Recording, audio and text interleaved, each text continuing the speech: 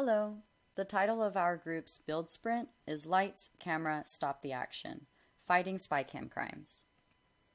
Before I begin, I'd like to issue a trigger warning, as I'll be making references to voyeurism, digital sex crimes, revenge pornography, sexual harassment and abuse, and suicide. Viewer discretion is advised. Spycams are tiny cameras that can be easily hidden and used to capture images and/or record videos of victims without their knowledge or consent. They can be disguised as everyday objects such as phone chargers, smoke detectors, and alarm clocks. Though hidden cameras can serve the useful purpose of capturing evidence of theft or domestic violence, they can also be misused to secretly take pictures or film people undressing, using the toilet, or having sex. Perpetrators sometimes use the footage for blackmail or sell it to porn websites. The effects of spycam crimes on victims are varied and quite severe, including trauma, re-traumatization when reporting these crimes due to inappropriate interrogation and victim blaming, fear of using public restrooms where some spycams have been found, using the internet in general, and reputational harm. Unfortunately, some people have even been led to suicide. Hidden cameras are extremely easy to get a hold of. For example, if Amazon is available in your area, you can go on the website and buy one for about $30 or less and have it delivered to you within days.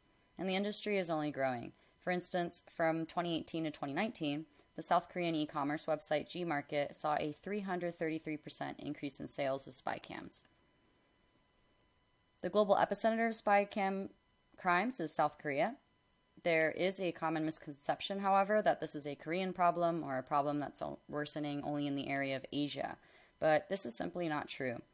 There have been reported incidents of spycam crimes in places such as hotels and Airbnbs around the world. From the data available, 98% of convicted offenders are men, while more than 80% of victims are women. The initial objective of our sprint was to ideate solutions to combat the rise of spycam crimes. However, given the time constraint of 2 weeks and our conflicting study and work obligations, we decided to scale the scope down to a research dive instead. We worked together to re-examine the problem and look up current solutions. One main challenge was that currently there aren't a lot of studies or worldwide data on spycam crimes. Statistics are often limited to what is happening in South Korea. As a result, we had to piece information together, especially from various news stories. At the start of the sprint, we were defining the problem of hidden cameras through the lens of digital sex crimes and revenge pornography. However, this perspective changed during our first exercise of looking up all the types of locations where spycams have been found. We were surprised to learn that hidden cameras were not only found in private residences, hotels, vacation rentals, and public bathrooms, but also store changing rooms, gym locker rooms, and even hospitals and schools. We quickly realized that though women are often targeted, technically no one is safe from spycam crimes. We also learned that hidden cameras have even been used for industrial espionage.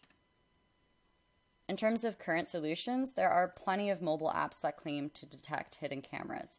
There are far more for Android than on iOS. One app example is Fing, which is used to discover hidden cameras connected to one's Wi-Fi network.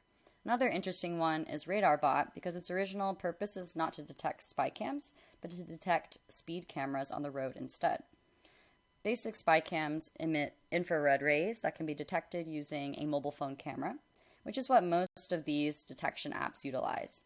Nevertheless, advanced spycams emit radio frequency rays that cannot be detected by a mobile phone camera. Thus, the efficacy of these mobile apps is highly questionable. There are also claims that many of their reviews are fake. The next popular product out there is the radio frequency or RF signal detector. This could work better than a mobile phone app, but if the spycam uses multiple frequencies that change quickly, it might not detect its presence. When using this, you also have to unplug anything that might broadcast radio signals like kitchen appliances and TVs. There are also products like the Spy Finder, which uses LED lights to scan the room so that any camera lens will show itself as a bright, flickering white light. It's important to note, however, that it only has a scanning range of about 13.7 meters or 45 feet, so you would have to scan each room carefully, which takes time. At the moment, given the limitations of technological devices, it's best to conduct thorough human checks for spycams. It's also advised to make a phone call near areas where you're suspicious of spycams to see if you hear a disturbance in the connection. Since 2016, South Korea has now created special spycam inspection teams who regularly inspect public places that are vulnerable to illegal filming, like changing rooms and subway station bathrooms. In other countries, inspections for spy cams usually take place only after a crime has been reported.